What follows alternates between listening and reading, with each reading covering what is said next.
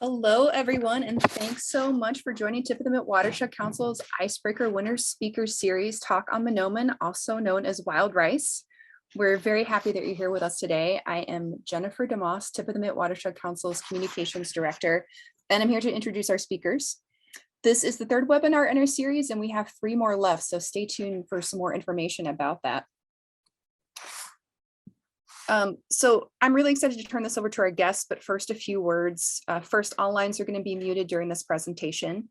There will be time for questions, and we'll try to get to as many questions as we possibly can. So if you have a question, type it into the Q&A box down at the bottom of your screen. We might not monitor the chat for questions, so make sure that you've got it in the Q&A box. Also, this webinar is being recorded, and I'll post it on our YouTube channel within a week of this event, and you should get an email within about a week with a link to the recording for it. If you are one of those people who doesn't like having that strip of presenters' faces on the side of the PowerPoint, there's an easy way you can get rid of that. You'll see there's a red arrow pointing to that little gray rectangle there. If you hit on that, it will get rid of the presenters' faces. And if you want to maximize that bar again, just hit one of the gray rectangles to the right of that and it will bring the presenters' faces back. But if it's getting in the way of the PowerPoint, please feel free to minimize that for yourself. For those of you who may not be familiar with us, I'm actually going to minimize this for myself. We're a nonprofit membership-based organization with over a 40-year history of protecting and improving water resources in northern Michigan. We're dedicated to protecting our lakes, streams, wetlands, and groundwater through advocacy, education, water quality monitoring, research, and restoration activities. We've been operating in northern Michigan for over 40 years, and our service area includes Emmett, Antrim, Charlevoix, and Sheboygan counties, and we're really thrilled to be a part of caretaking our region's precious water resources. We would also like to recognize that our service area lies within the traditional homelands of the Anishinaabe, and we will continue to work alongside them to honor and protect this area for the next 7 generations. Just to give you a little heads up about what's coming next in our Icebreaker Winter Speaker Series. These are all Wednesdays from noon to 1 p.m. They're all online on Zoom. On March 2nd, we've got Little Traverse Bay Band's Restoring Sturgeon with Chris Dye. We've got Loons and Avian Botulism, some information about that with Damon McCormick. And March 16th is Rolling on the Rivers, a webinar with Brian Kosminski talking about some of his experiences working and traveling on northern Michigan rivers and some fly fishing tips. You can see all the recordings for the ones that we've done beforehand on our YouTube channel there at the bottom of the screen. And if you want to register, just go to www.watershedcouncil.org/attend-an-event, or just go to our website and search for Icebreakers. Now, I am very pleased to introduce our 2 speakers. We've got Roger LaBine, an enrolled member of the Lac Vieux Desert Band of Lake Superior, Chippewa. He is currently employed in the Environmental Department as a water resource technician with the responsibility of monitoring the water quality of service waters in tribal territory and involved in the manoomin Restoration and Monitoring Program. Roger is the tribal delegate on the Michigan Wild Rice Initiative and co-chairs the Education and Outreach Subcommittee. He also co-chairs the Michigan Wild Rice Coalition, and he is a consultant and advisor on several manoomin research projects with the Army Corps of Engineers, the University of Minnesota, and a manoomin restoration project on the properties of the University of Michigan. Also presenting is Cortney Collia. Courtney is a student of the Natural and Healing Arts, an environmental educator and earth advocate. She is currently attending the Institute for Massage Education while working as an office manager. She is a descendant of many peoples the world over, including but not limited to the Sault Ste. Marie Band of Ojibwa, Italian, and Scandinavian peoples. She's been sharing manoomin knowledge and stories with her mentor and great friend, Roger LaBine, for nearly a decade now and appreciates every opportunity to do so. Now I'm going to turn my PowerPoint off and let these fabulous folks share theirs and let them take it away.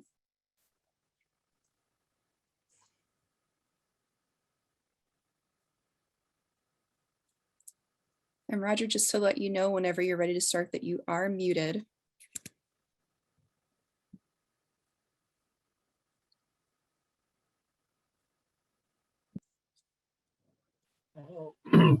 Who's you? Matikuna Bay Indigenous, Gigo Duodem, Ojibwa Anishinaabe and Dao, KK Gitaganing and Nunjiba. What I did is the protocol and proper way to introduce myself, which was my spirit name is Matiguanabe, which is tree spirit or spirit of the trees. I'm from the Fish Clan. I'm from the Ojibwa Nation, and my home is that Keke which is land of the old gardens, which is on the western end of the UP and borders on the Wisconsin and Michigan borders. I'll let Courtney introduce herself. Bonjour. Get you Anakud Indigenous, Wabajeji Boyd and Dodem, Jibba Anishinaabe, Gweno Focus Northa, Sanitalia, Bawating, and Dojaba. So my name is Courtney, or Great Cloud Woman, and I'm from the Martin clan, descending from the Sault Ste. Marie Band of Ojibwe, as well as many other people. I'm very grateful to be here. Appreciate being asked. And so what we are going to be talking to you about today is the manoomin, or the Ojibwa spirit food, and why it's spiritual and cultural importance to us. And on this slide, if we don't get to your questions today, please write this down or view it. This is our contact information.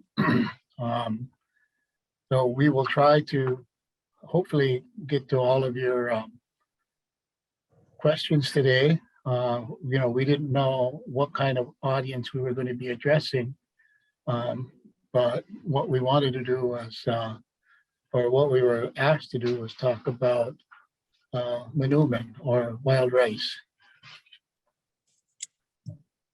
or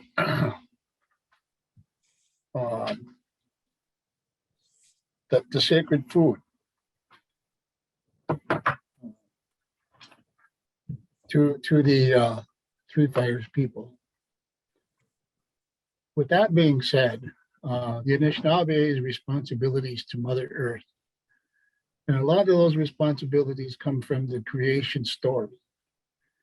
And in our teachings, I'm also from the Medayman Lodge, and so I need to recognize my teachers, my Grand Chief, my grandparents, and my main mentor, Naganash, who put me on this road to do this work.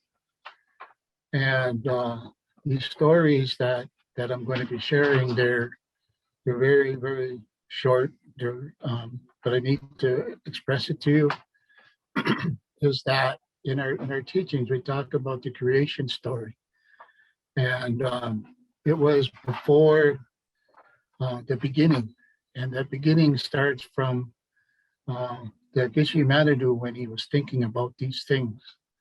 And he was lonely. And so when he created this universe, and when he created this universe, and when he actually created Ani, the Mother Earth, he also put all those beings on there. But he also needed a caretaker. And so that's where the Anishinaabe come from. The Anishinaabe were to take care of Mother Earth, and that is our intent here on Mother Earth. And the Anishinaabe people were made by sand that was collected from the four directions. And he was blown into a cowrie shell and made that first Anishinaabe person, which was half spirit and half human. And he was given that responsibility of going around and naming all these spirit beings and our brothers and our sisters. And they were able to communicate and talk to one another. And as he was naming them, he also was preparing for the rest of the Anishinaabe to come to tend for Mother Earth.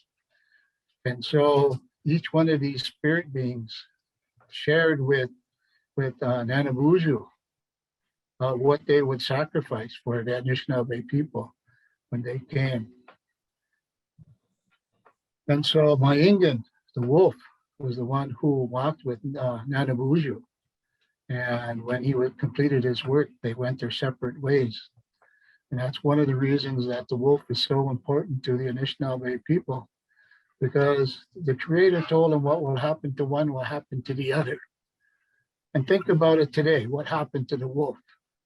And what, everything that happened to the wolf, you can actually correlate that to the Native American people here on Turtle Island or the North American continent. But now the people can talk to those spirit beings, and that's what we do is we use that asema. And now the Anishinaabe people are the speakers and speak for all those things of Mother Earth, all those beings, all our brothers, all of our sisters. And so it's important that you know that when we talk about our TEK or traditional environmental knowledge, that's where this story comes from. There's a whole lot more I could say about this, but I'm going to move on to the migration story. And the migration story is we don't have no records, written records. All we have is oral. And from this oral story, the story goes that, years ago, we were actually up here by the mouth of the St. Lawrence Seaway. And there was a woman, a Quay, that had a vision. And she was standing in the middle of this river. And she was looking in that western direction. And she went to the spiritual people and wanted to know an interpretation of that dream. So the spiritual leaders at that time assisted her, and the answer that they got was that they received 7 prophecies, and actually 8. But one of the first and third prophecies is what I will share with you today. That first prophecy, because we were in great numbers, it is said that, when you could look in either direction, all you could see was the campfires of the Three Fires people. But we talked about that wolf story and where we are today when we talk about like people in Michigan. Less than 1% of the population in Michigan are Native American or claim to be Native American. But anyway, at that point, you could look in any direction and all you seen was the Three Fires people. And the first prophecy said that we needed to head west. We needed to follow this meager shell, and we needed to follow this meager shell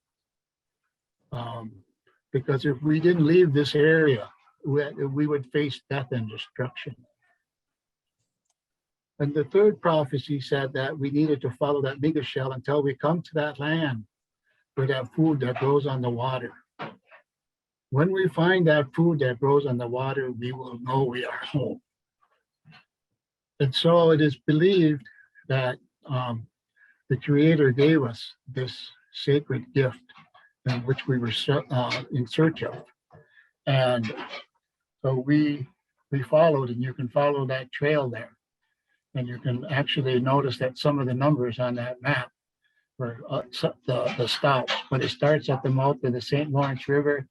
And if you look over on the western end of Lake Superior, there's a little island there. It's called Madeline Island. And that is the end of our migration. And, in a lot of the people, like for me, from Lac Vieux Desert, I'm from the Lac Vieux Desert band of Lake Superior, Chippewa. And where we come from is when that island became so populated, we started to spread out. So we are all from that. And we also actually have brothers and sisters up on the northern side of that border. So when we migrated and it's there is no exact time, but they say anywhere from 200 to 400 years was this migration, and this all happened before we were approached by those logs with clouds, which was the arrival of Columbus. So we were actually had migrated before our shores were breached. And so when we found this food that grows on the water, we knew that we were home. And one of the things that we found out is that this precious and sacred gift is the only place on Mother Earth that grows and it's part of the Great Lakes Basin, the heart of Turtle Island. There's so much more that I want to say, but I think I said what I need to say. And so, I mean, if you have any questions again about any of these stories, I will try to answer them at towards the end.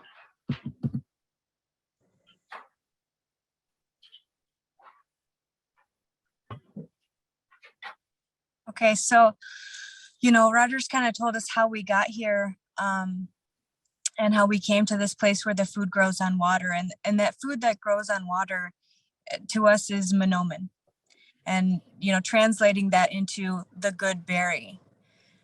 It's a staple food source that is a healthy food source, but it is a good berry. It is a good thing that gives us nutrients. It gives nutrients to the world around it, and is such a key part of our community, both environmentally and amongst the people.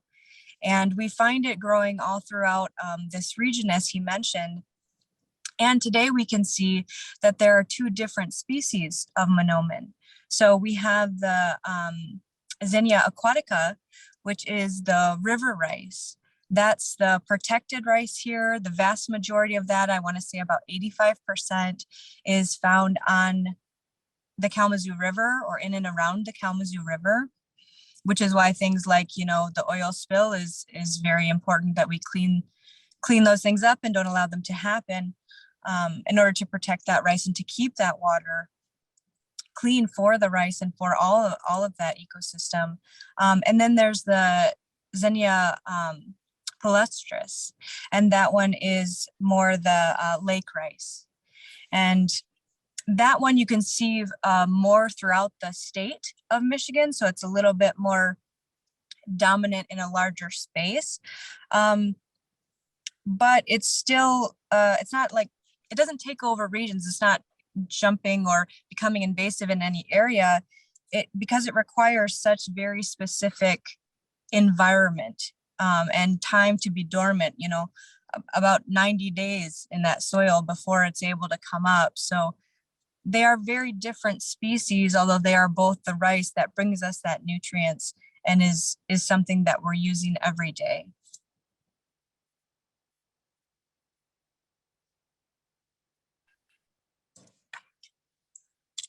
So here you can see kind of more the cultural significance of it. For the Anishinaabe people, it is a healthy food. It's a food that's rich in nutrients, but it's also a food that is a food not just for us, but it's a food for the spirit world as well. And so when ceremony happens, well, honestly, before you do anything, even in the rice area, there's ceremony that happens for that rice. And then when you have other ceremonies, seasonal ceremonies, any sort of feasting, that rice is both for us and for the spirit world. And it's important that we honor it in that way and be respectful of the gift that we are given by that rice in all of those scenarios. You know, the harvesting of wild rice happens in the fall, and that's a time to come together. You know, for most people, they'll celebrate, you know, Thanksgiving. But for us, that gathering, that harvesting of that manoomin, that is a time for Thanksgiving. That is a time to be grateful and to come together and to bring the harvest and to get the community together around this sacred plant, around this food, to enrich us and to connect us to the land.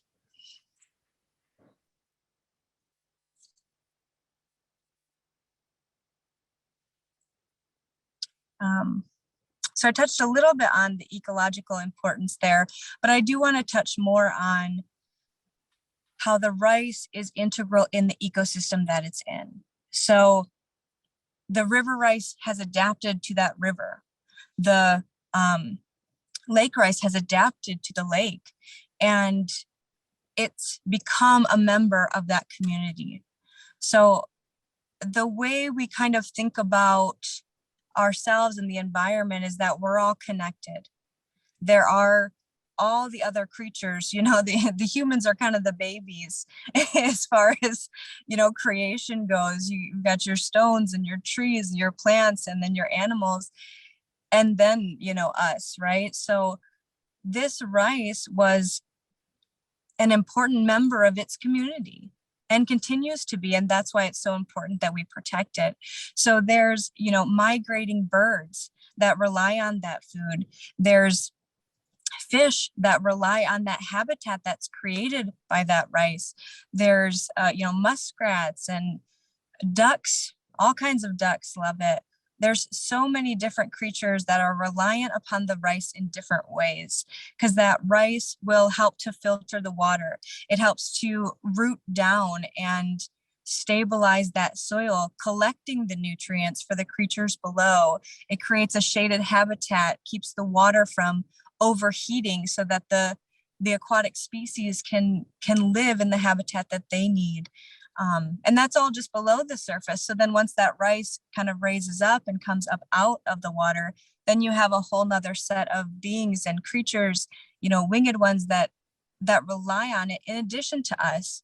And we also rely on it for that food and nutrients. So remembering that we are a part of this community and going to that community and being respectful and never taking more than what we need. And when we're harvesting, we're not taking it all. And even when we are harvesting, some of those seeds are falling back down into the water because it's never just for us. It's for the entire ecosystem.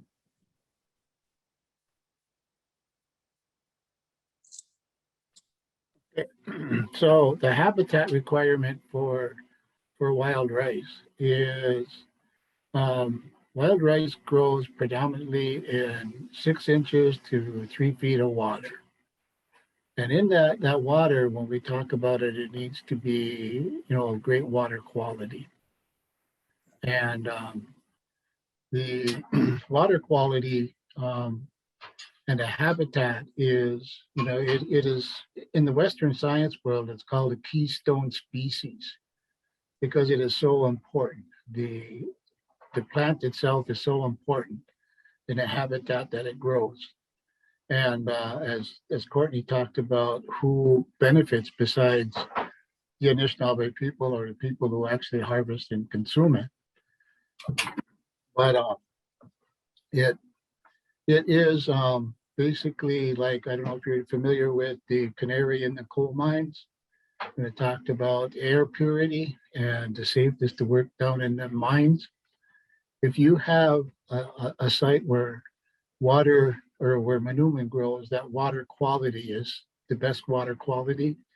And as I stated earlier, the heart of Turtle Island and the Great Lakes, the great fresh water in this basin, it's very, very high quality. And part of the part of that is because of the clear flowing water that comes because of the watershed. A lot of this water is continually moving. We have very little stagnant water, or even the wetlands even have a flow. And the water levels should be able to fluctuate between that 6 inches and 3 foot because it actually, wild rice, it can be adaptive, but the native species have kind of more limited or specific water levels to grow. And so it helps eliminate any competition vegetation for the rice bed. And water clarity, and one of the other things is you have to have a minimal flow of water through that rice bed, because what that does is it keeps the temperatures down. It actually keeps the water clarity. And we use that with turbidity, the other ways of maintaining turbidity and clear, because one of the things that wild rice needs is it needs a lot of sunlight. And when you have water that you basically can't see the bottom, and light can penetrate and help that plant grow. And that's where the competitive vegetation comes in, whether it be, the lily pads or pond lilies or some other natural native species. Wild rice can be competitive, but it grows best when it has very minimal competition through the vegetation. And the minimum shade also again is attributed to the amount of sunlight that really actually grows it. I mean, that the plant grows in, and then the sediment that it grows in is black, organic, muddy soil. So if you ever fall over in a wild rice bed and you stand up from your canoe, you're most likely going to sink down to your mid calf or knee or even more because of the loose sediment and soil that's in the bottom of the bed. One of the other things that I know that's not on here, I suppose I should put it on this slide, is the pH. The pH should actually be closer to 7. And either way, there's a little variable on either side of that 7.0, that the pH where water should grow. And so now I'm going to take you into the life cycle of manoomin. And one of the things is what a lot of people don't understand is that it's an annual plant. So each plant has a life cycle of 1 year, and then it's done. And that's kind of one of the reasons where, the reason that it has disappeared across the state of Michigan is because mainly the seed banks where these rice beds were growing were disturbed, and for one reason or another. But the life cycle actually starts, as Courtney was talking about, is in the fall of the year when it becomes ripe. So that seed, as it becomes mature in late August and September, and it starts to grow, and it falls either into jaman or canoe or back into the water. It falls into the bottom, and it lays there throughout the winter. And one of the things that seed needs to be done is it needs to be cooled, and it needs to be in there. Anything over 90 days helps that germination process when we have, as we go into the second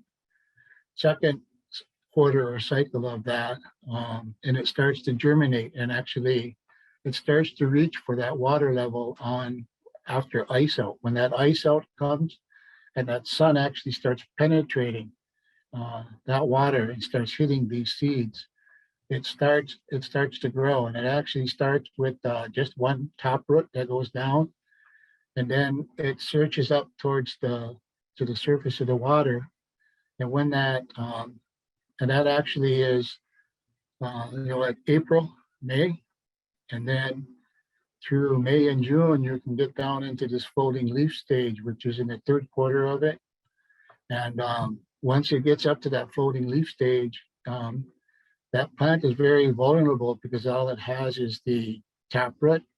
At this point, it grows its second root system, which is the supportive root system. So it's like propping up a lot of roots that, like propping up a tree, tagging. And so that once that root system is done, these tillers will start to come up and, give the seed heads. And so this folding leaf stage is, like May and into June. And then in June into July, these tillers form and get these seed heads. And in July, they actually flower, and they don't self-pollinate, but the wind is one of the biggest pollinators based on stem densities. But you do have various pollinators like moths and bees and everything else that help pollinate that. And that's usually in July and August. And in August again, that seed head, and it's really just the top of that plant that you're harvesting. And so that's what you're going out and looking for in the fall of the year. So, and then after that, the plant dies and actually it lays down back into the water, covers up those seeds like a blanket, and helps it throughout the winter for the next cycle to our next bed to spring up. And so when we do our restoration, one of the things that we do is we plan and try to find funding for the restoration projects that would last from 5 to 7 years, because one of the things that we need to do is to establish a seed bank. For it to propagate and continue to grow, and to be able to control a lot of the other habitat around it. So with establishing the rice beds and finding the areas where it is, when you go out to go harvesting, you need tools to do that. And you always need to keep in mind that you're not the only one who's taking from that area. But it's also something that's a very respectful thing that is done. I know in certain tribal communities, there's rice chiefs who are the ones who are, looking out for the rice bed to make sure it's doing okay. If it's all right for people to go out, if it's not, you don't want to be harvesting if it's not ready. Like he was talking about, so once that plant stands up and those seeds are ripe, they're going to kind of have a nice little snap to them. They're not milky anymore. They're ready to be harvested. And to go out into the rice beds, you don't want to do damage to the rice bed. So you can see in the picture here, there's a man standing up with a push pole and then another one who's sitting down. The person who would be sitting down is the one who's going to use the ricing sticks, which is also, there's another picture there with someone holding 2 sticks. They're going to use those sticks to lightly bend down that stalk without breaking it, and to gently just tap that ripe rice into the canoe. The sticks are usually made of cedar. They're very lightweight. There's much more regulation.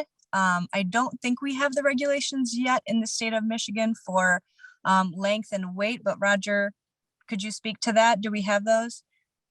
No, we're in the process of trying to set up those regulations, but Minnesota and Wisconsin do. We are trying to catch up to those 2 states. Yeah, so we don't have the regulations yet, but the idea behind it is that it's a lightweight stick. It only reaches so far. You don't want to be reaching out into the bed and pulling over so much that all of it's just going back into the water. And if you bend too much, you're going to end up breaking the stalks, and you don't want to damage the rice either. So you have just, short, lightweight. You can bend over what you need, take in what you need, and then allow what is needed by the water to go back in. And then the man with the push pole there, the reason we're using that push pole to move through instead of paddling through the rice bed is, again, you don't want to do damage to the plant itself, right? If you've got a paddle in there and you're just hitting the plants, you're going to knock them over. Once they're over, they're back in the ground. You can't get that rice. None of the animals or other creatures that rely on it are going to get that rice. I mean, it's good for making the rice bed, like for reseeding, but you don't want to do that. You want to be very respectful as you move through. And so the push pole itself is usually a tamarack, but it can also be, balsam or cedar. And then the base of it is a hardwood, just more sturdy to be pushing through. So like Roger had said, there's a layer of thick muck that's required for that rice. And if you have that push pull, it just kind of goes down, it grabs a hold of the roots and then propels you forward so that you're not doing any damage. So whenever coming into a rice bed, above anything else, you got to move through there with respect and love, and kindness for that plant. And I need to clarify is that most tribes have a regulations in which how they harvest wild rice. And I guess what I was referring to is the non-tribal people harvesting rice. There are no requirements or restrictions on how you can do it. So part of educating the people on how to properly do it, not only harvest it but to process it, is something else. So Yeah, and again, if you have questions on that, please feel free to reach out to Roger or myself via email, and we can help with more of that. But once you do go and collect the rice, here you can see on this slide some collected rice. You can see some of the ricing tools for processing, and we've got like ricing mocks. I think there's a picture on the next slide that you'll see how those come into play. In that same picture, I've got my tool for parching, which in the middle photo, you see somebody parching. And then my ricing stick. So all my stuff matches just so I don't lose it or it doesn't wander off. And that's how I keep track of my things. But once you do get that rice, you need to make sure that it's not wet, right? Because wet rice can mold. It's not helpful at all. So what you're looking for through your processing is to lay it out, to dry it out. That takes tarps. You don't want to leave them out overnight because they'll collect more moisture. Again, the idea is to dry it out. And then after it's dry and ready, where it's got a nice snap when you break it, you're going to parch it. And that's what that middle photo is. You don't want to overheat it because you don't want it to sound like popcorn. Not that popped rice isn't delicious, because it is, but that's not what you're looking to do with parching. With parching, you're just looking to keep it in motion and to warm it up enough to where it's ready for the next stage. And I think if you flip the slide to the next one, that's the next stage. So this was at a rice camp that we did, which was absolutely wonderful. And you can see I've got the ricing mocks on there, and we've set up a jigging pit. So when you're just dancing the rice, and the reason for the poles that I'm hanging on to is, well, one, it stabilizes me, right? Like I don't want to fall over, but more so it's because I don't want to put my full body weight on that rice. What I'm trying to do is dance back and forth and kind of roll the rice underneath my feet gently. I'm not looking to break the rice at all. I'm just looking to remove the chaff off of it when I'm doing that. Do you have other thoughts about that, Roger? yeah, and the other thing is, the ricing mocks are strongly suggested because that rice on both ends is actually pointed, and you can have some very sore feet if you don't protect your feet when you do this process. Yeah. And then after the jigging pit, then you, in this third picture, you have a winnowing basket, which was part of what I was doing on the introduction slide, is all that chaff will come up, be separated from the seed.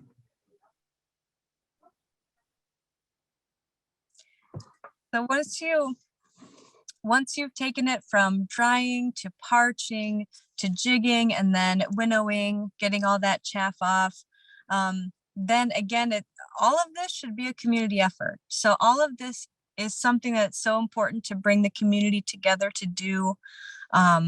It's very social. It's like anything you make, if you make it with love, you can taste it. So if we're making and processing this rice with love, it can be tasted. And that's it's a real thing. I don't have specs on science to prove it, but I know I can taste the difference. So all of this process should really be a communal process. And once you're done with all those stages, then you've got to do the fine detail work. This is not necessarily my favorite section because I'm not as detail oriented. I like to do the jigging, but this is a very important step. So here you can see elders within the community are sitting down. They're separating the long rice from the broken rice.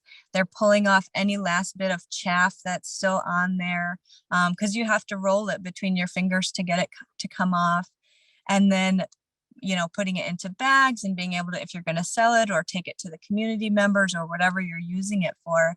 And this is an opportunity for people who maybe can't get out into the rice bed to be able to help with the process. You know, not everybody can get out in a canoe anymore, but it's wonderful to sit down and to talk to one another and to see how life is going and to just slowly work that rice through your hands. And so anyone that's ever doing rice, it's just always important to remember that the rice is our family, you know, and it's not about taking it and putting it over here and eating it and this is mine. It's about the community and how we're all connected and how through this processing of this rice, we all come together and play to our own strengths and what we're capable of doing, what we enjoy doing, and how our community, both ecological and amongst the people, will thrive if we continue to understand this teaching of togetherness.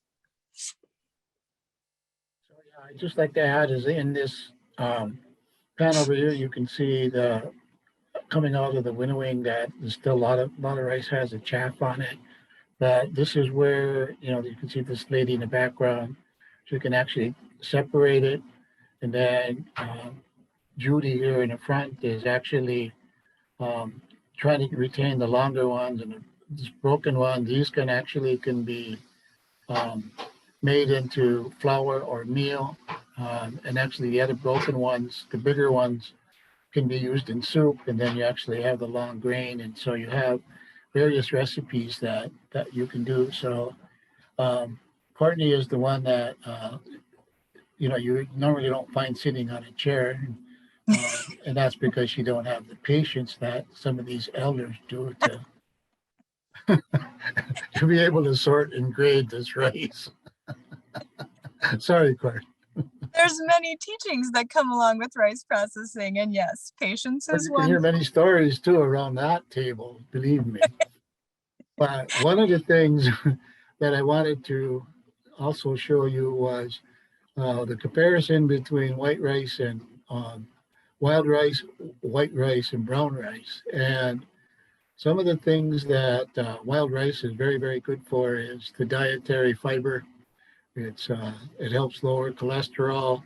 It helps control, you know, which is one of the biggest things in our Anishinaabe people is the blood sugar levels or diabetes.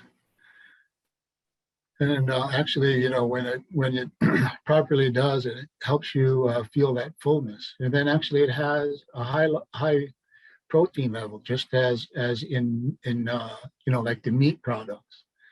Another one is the niacin that helps the digestive tract, and then the folate or vitamin B. It helps, you know, a lot of the blood cells in your bloodstream.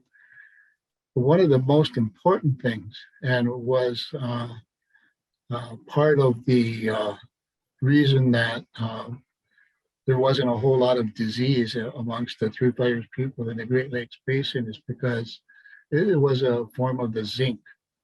And that helps the immune system to help fight bacteria, viruses. Actually was used in helping, you know, wound healing. So if you look at that graph,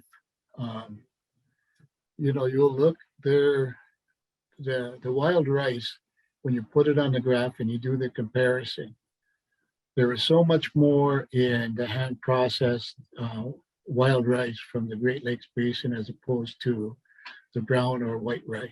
And when you look at that last one, that zinc, it has almost triple in some cases the amount of zinc to do that. And those are the other important things that are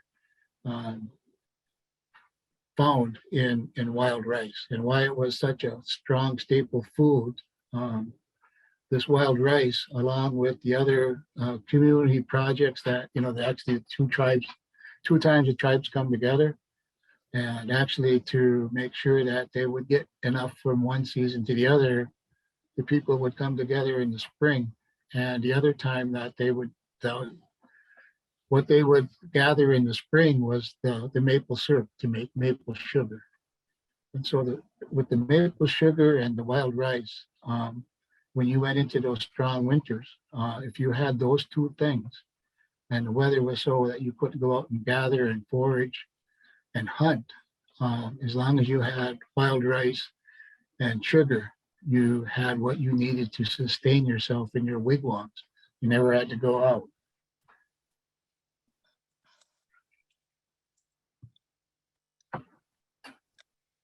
Yeah, and if what he just said intrigues you, these are two wonderful books that have much more information about the rice. The Manoomin, The Story of Wild Rice by Barb Barton, is a tremendous book. It has information, historical information all the way up to now, different areas where you can find the rice. Harvest is also a great book. It's got so many different stories in it, one of which is a wonderful interview with Roger. And then we also have the Wild Rice Coalition, which has their own Facebook page. You can search that in there, or you can find them on that link for the Wild Rice Coalition itself. And then the Michigan Wild Rice Initiative.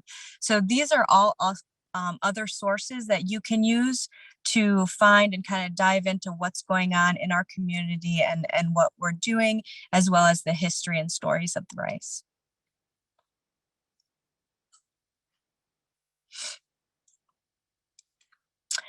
So here we have some threats to manoomin. And one of the biggest ones is the climate change. That's the third one down there. Climate change is affecting everything, as we all know. And so I think just being aware that as the world shifts and changes, that we also need to do that. We can't be strict in, well, this is how something's always been. We need to be, again, a part of that ecosystem and understanding how the world is functioning and how we can function with it. Like I did say, that lake rice really is being affected by the climate change because it's not getting enough time to be dormant. It's not getting the right temperatures. But other threats to manoomin is the water clarity. We've had huge water issues. The water wars are among us at this point, and it's so important that we keep clean water. Every creature, being, thing, including ourselves, needs that water. And the rice can help, honestly, to help with filtration, but it also needs the good water flow to begin with.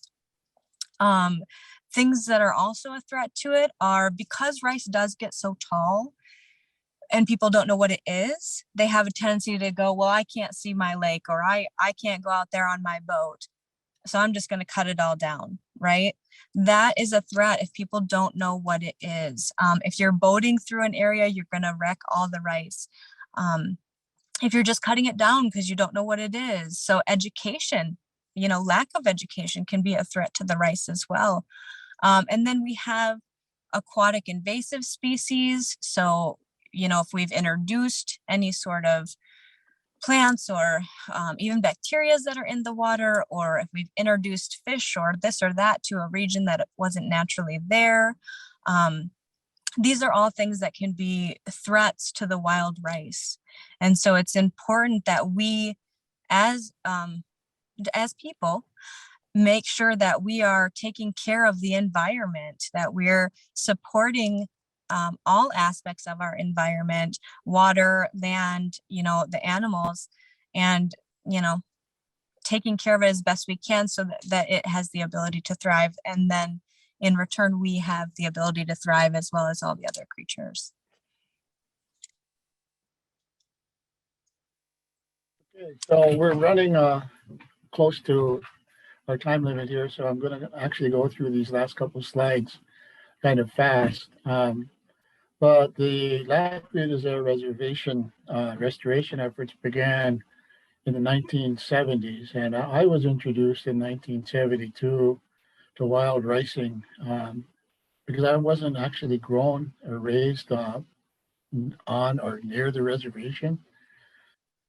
It wasn't until we actually moved into close to the reservation that I started and introduced wild ricing in 1972.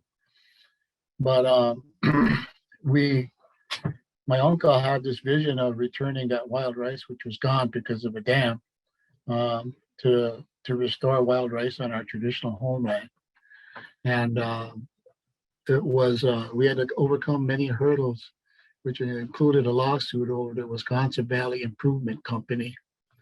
And once we were victorious in that, we did have a lot of animosity from lake associations, riparian people, and everything. So our standing was not very good back then.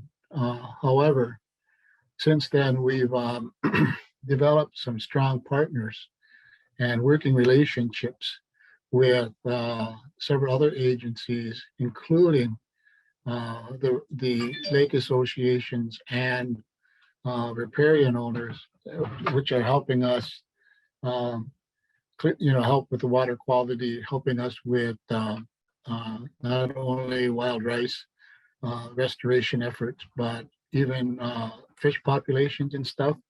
And you can see several of the like state and federal agencies that the tribe has worked with, in addition to the riparian and lake associations, riparian owners and lake associations.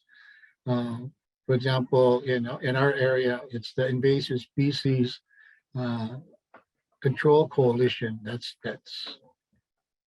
a little bit wrong there, but that's an acronym for them, which is an organization of all the lake associations within our area. In our area, we have a lot of lakes, and one of the things our restoration efforts are currently right now, we have very little of our restoration actually is going on tribal land. A lot of it is on public land, so we've needed to develop these partnerships with the lake associations, U.S. Forest Service, Natural Resource Conservation Service, Great Lakes Indian Fish and Wildlife Commission, NOAA, USGS, United States Geological Service, U.S. Army Corps of Engineers, Michigan and Wisconsin DNRs, colleges and universities.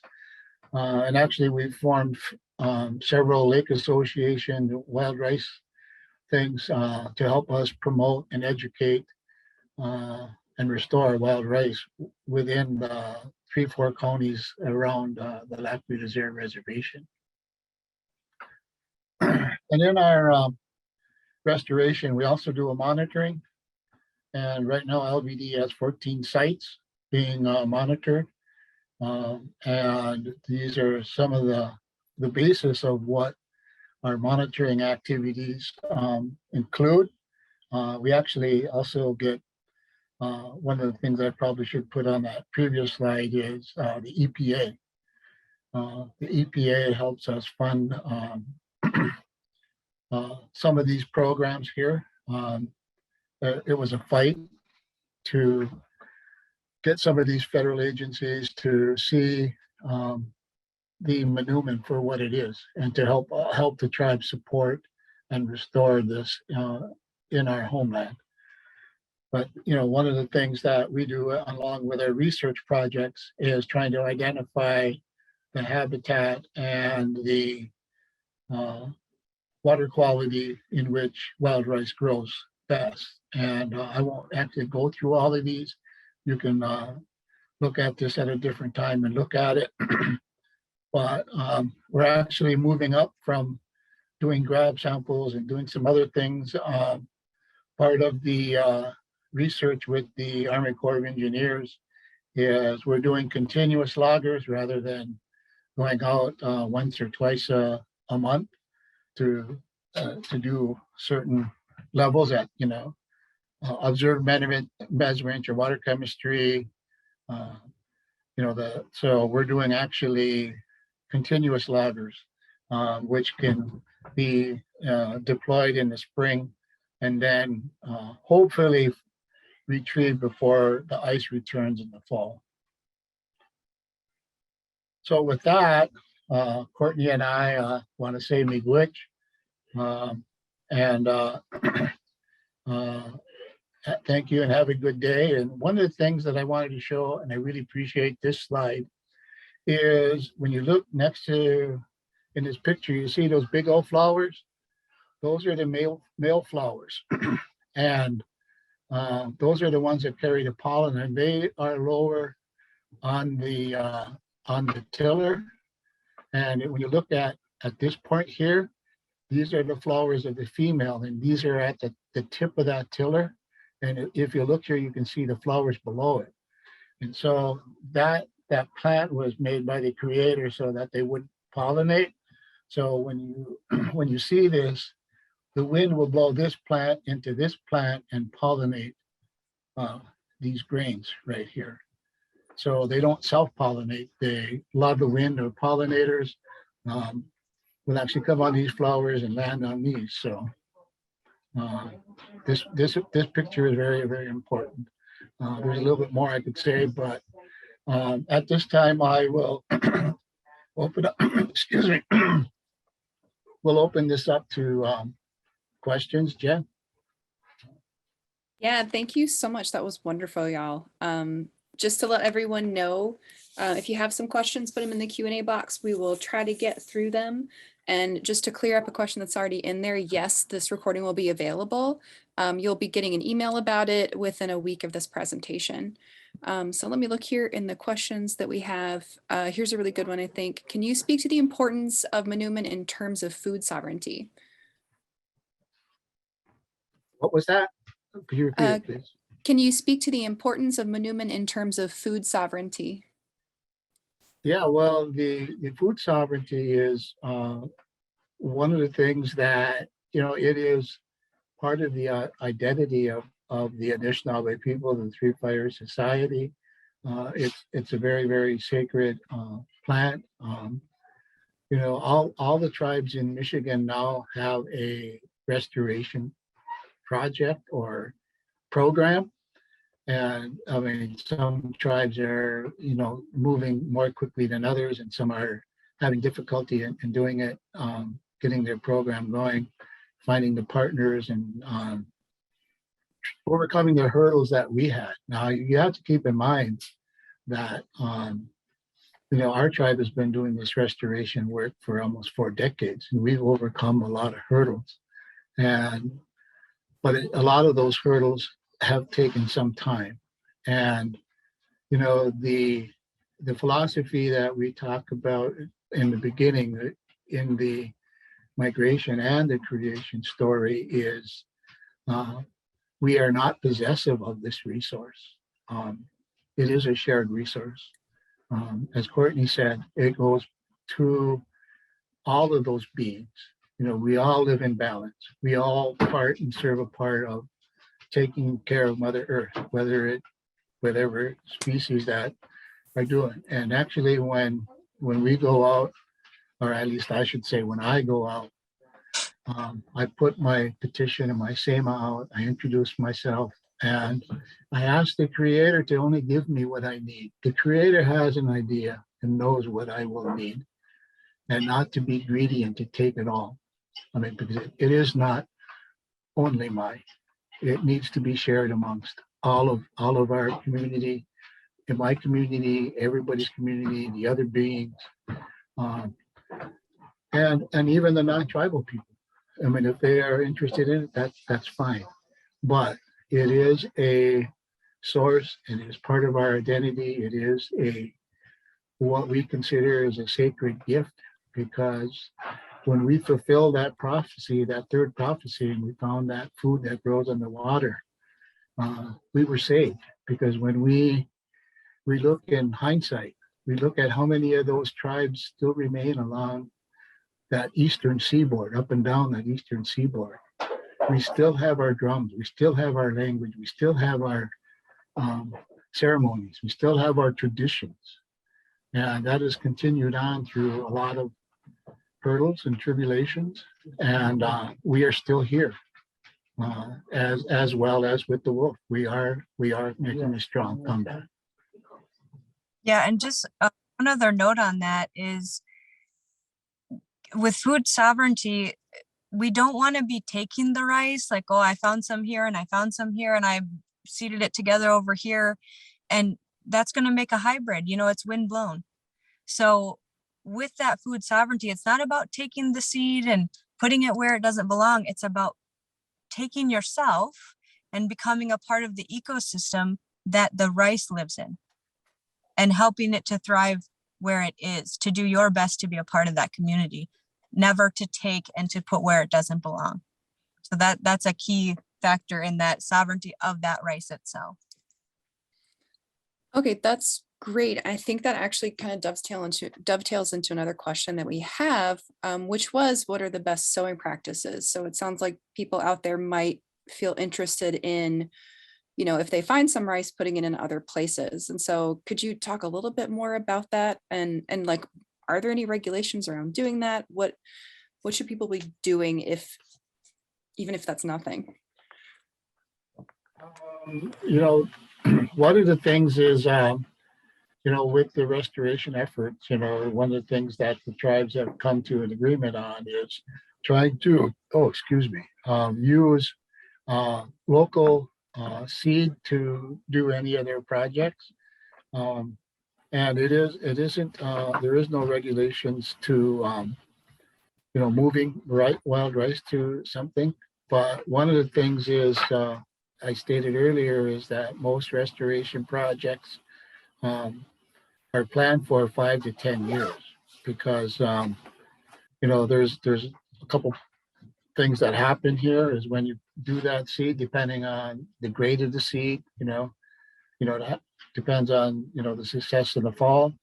The other thing is, I mean, if you do have all ripe and you do have a 100% germination, sometimes you're defeating the purpose of having a seed bank. And that seed bank, and the reason that, you know, wild rice actually is, you know, the Western science don't agree with me, but in all reality, they are kind of cyclical. So you have a low, and then you have a medium, then you have a bumper, then you have a medium, then you have a low. So it's like a sine curve. And that's because the wild rice needs to restore some of the nutrients.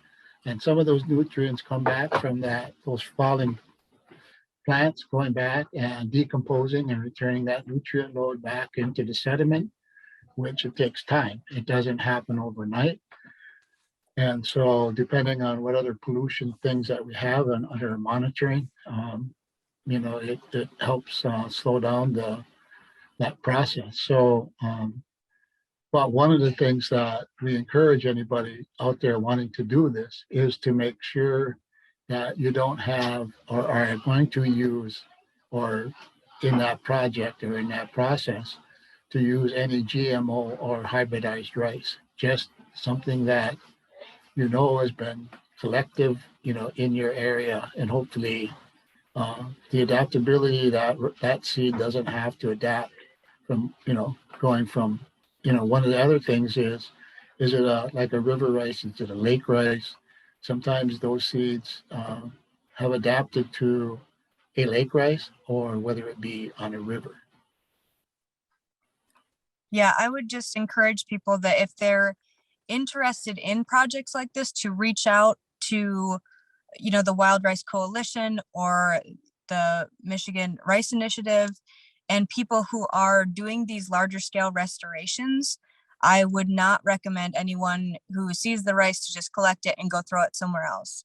You know, that defeats the understanding of the earth just and how we work together. It's not about taking something from one area and shoving it somewhere else.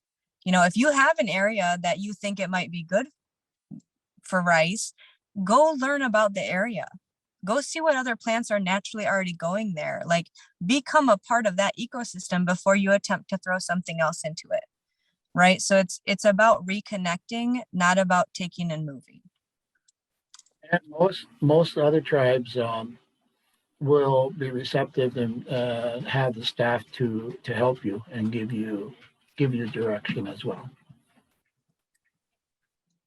Okay, perfect. Thank you so much for that information. We've got a note in the chat from one of my coworkers that Little Traverse Bay Bands works on wild rice restoration efforts in our service area. So that would be a good resource as well for our particular counties down here.